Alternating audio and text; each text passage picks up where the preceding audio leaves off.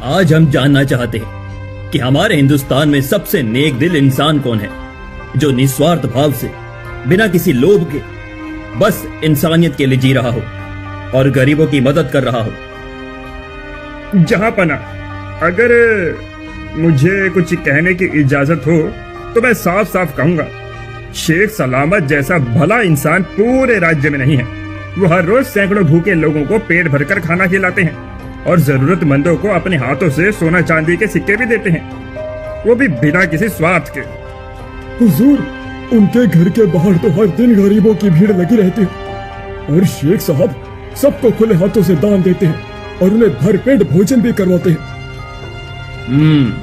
क्या वाकई में हमारे राज्य में ऐसा कोई व्यक्ति है जो बिना किसी स्वार्थ के भूखों को खाना खिलाता है और जरूरतमंदों पर खजाना भी लुटा देता है?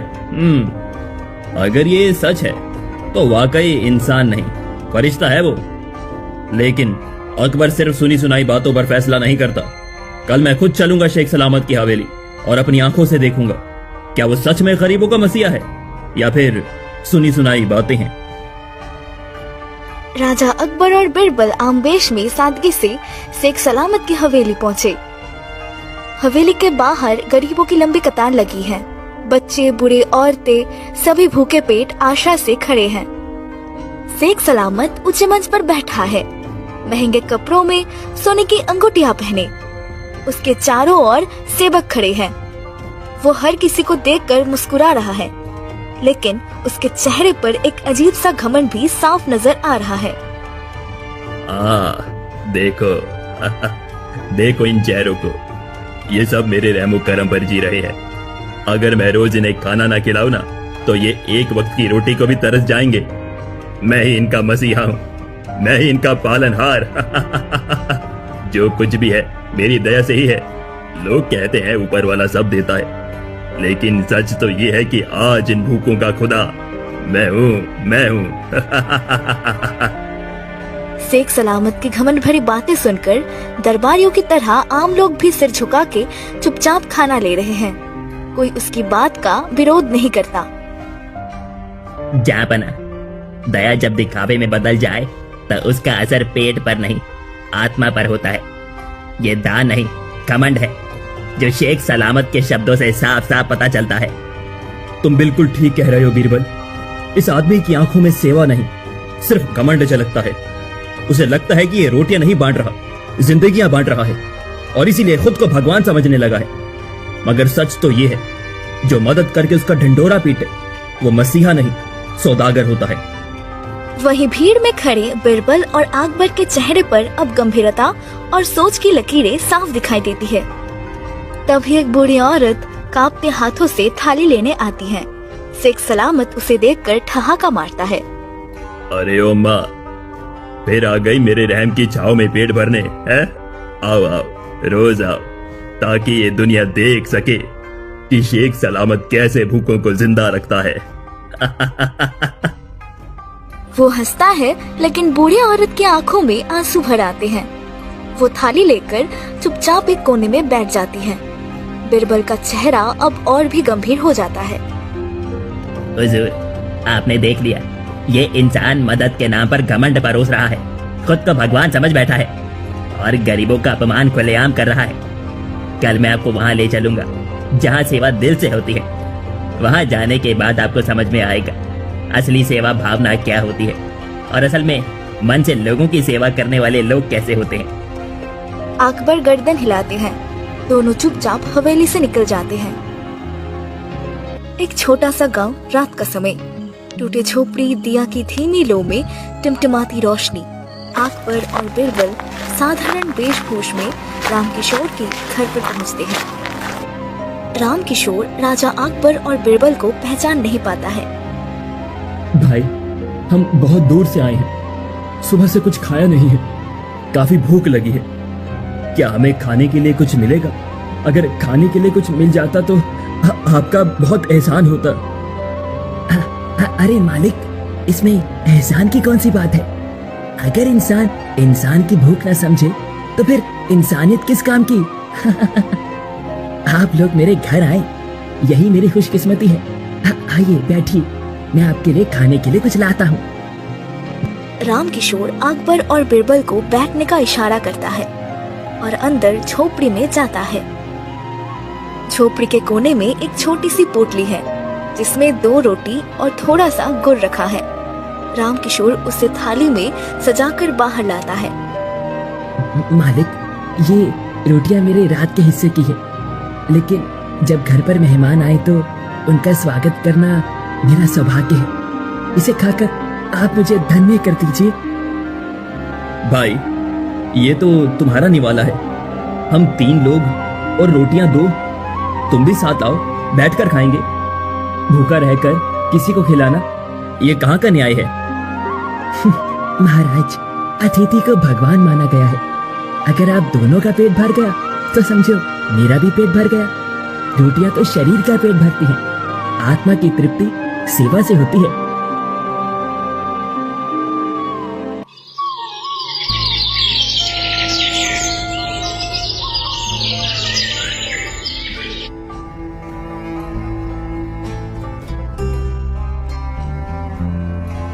कल रात हमने एक झोंपड़ी में ऐसी दौलत देखी जो इस महल में भी नहीं है।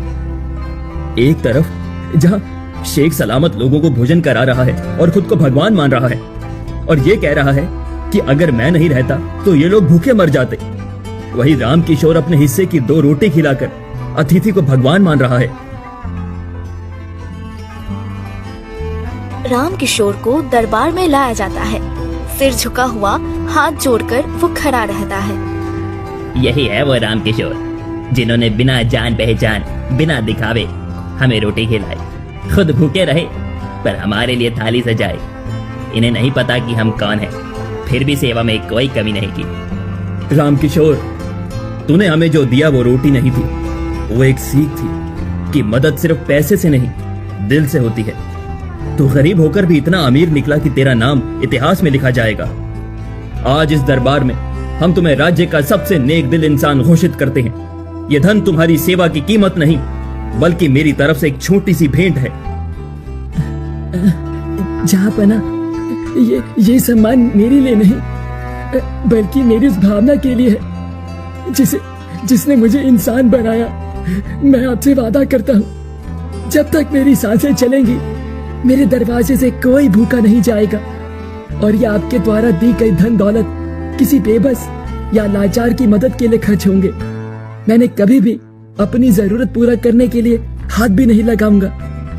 नेकी वो नहीं जो दुनिया को दिखाई जाए, नेकी वो है जो बिना दिखावे की दिल से की जाए।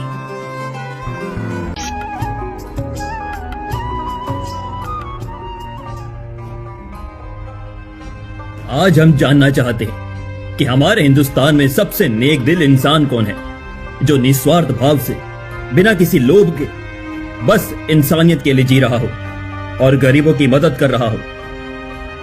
जहांपना, अगर मुझे कुछ कहने की इजाजत हो तो मैं साफ साफ कहूंगा, शेख सलामत जैसा भला इंसान पूरे राज्य में नहीं है। वो हर रोज सैकड़ों भूखे लोगों को पेट भरकर खाना खिलाते हैं और जरूरतमंदों को अपने हाथों से सोना चांदी के सिक्के भी देते हैं, वो भी बिना किसी स्वार्थ के। हुजूर, उनके घर के बाहर तो हर दिन गरीबों की भीड़ लगी रहती है और शेख साहब सबको खुले हाथों से दान देते हैं और उन्हें भरपेट भोजन भी करवाते हैं। क्या वाकई में हमारे राज्य में ऐसा कोई व्यक्ति है जो बिना किसी स्वार्थ के भूखों को खाना खिलाता है और जरूरतमंदों पर खजाना भी लुटा देता है? अगर ये सच है तो वाकई इंसान नहीं, फरिश्ता है वो। लेकिन अकबर सिर्फ सुनी सुनाई बातों पर फैसला नहीं करता। कल मैं खुद चलूंगा शेख सलामत की हवेली और अपनी आंखों से देखूंगा क्या वो सच में गरीबों का मसीहा है या फिर सुनी सुनाई बातें हैं। राजा अकबर और बिरबल आमवेश में सादगी से शेख सलामत की हवेली पहुंचे। हवेली के बाहर गरीबों की लंबी कतार लगी है। बच्चे, बूढ़े, औरतें सभी भूखे पेट आशा से खड़े हैं। शेख सलामत ऊंचे मंच पर बैठा है, महंगे कपड़ों में सोने की अंगूठियां पहने। उसके चारों ओर सेवक खड़े हैं। वो हर किसी को देखकर मुस्कुरा रहा है, लेकिन उसके चेहरे पर एक अजीब सा घमंड भी साफ नजर आ रहा है। देखो देखो इन चेहरों को, ये सब मेरे रहमो करम पर जी रहे हैं। अगर मैं रोज इन्हें खाना ना खिलाऊं ना तो ये एक वक्त की रोटी को भी तरस जाएंगे। मैं ही इनका मसीहा हूं, मैं ही इनका पालनहार। जो कुछ भी है मेरी दया से ही है। लोग कहते हैं ऊपर वाला सब देता है, लेकिन सच तो ये है कि आज इन भूखों का खुदा मैं हूं। शेख सलामत की घमंड भरी बातें सुनकर दरबारियों की तरह आम लोग भी सिर झुका के चुपचाप खाना ले रहे हैं। कोई उसकी बात का विरोध नहीं करता। जापना, दया जब दिखावे में बदल जाए तो उसका असर पेट पर नहीं आत्मा पर होता है। ये दान नहीं घमंड है, जो शेख सलामत के शब्दों से साफ साफ पता चलता है।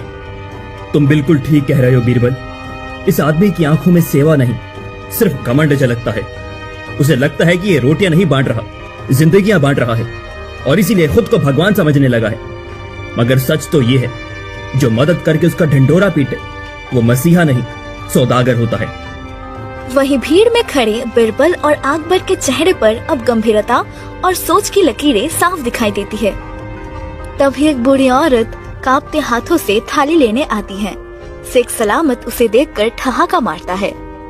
अरे ओ माँ, फिर आ गई मेरे रहम की छाव में पेट भरने है।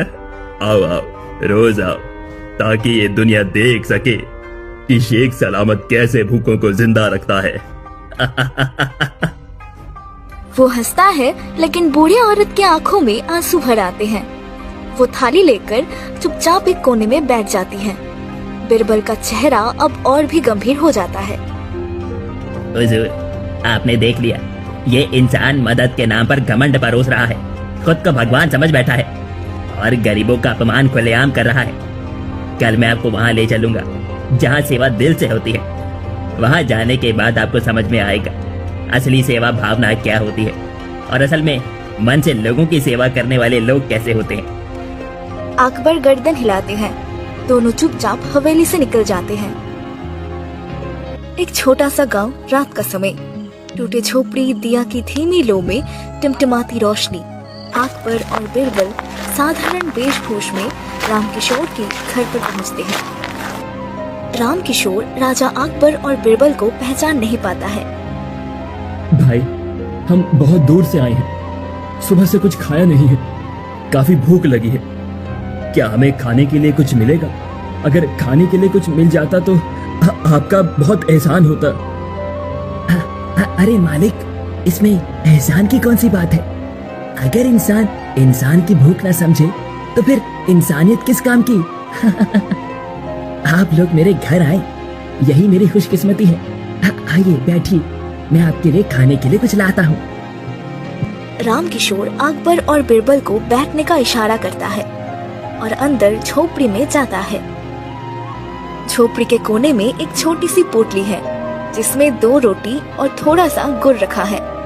रामकिशोर उसे थाली में सजाकर बाहर लाता है।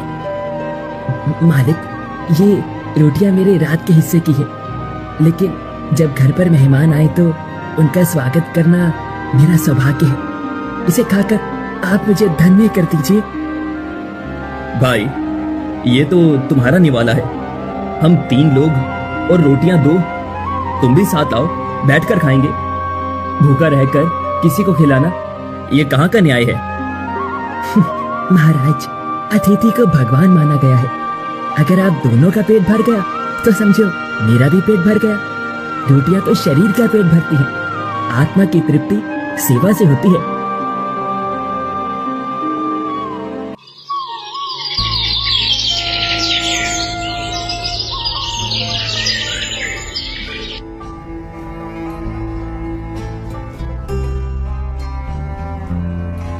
कल रात हमने एक झोंपड़ी में ऐसी दौलत देखी जो इस महल में भी नहीं है। एक तरफ जहां शेख सलामत लोगों को भोजन करा रहा है और खुद को भगवान मान रहा है, और ये कह रहा है कि अगर मैं नहीं रहता तो ये लोग भूखे मर जाते।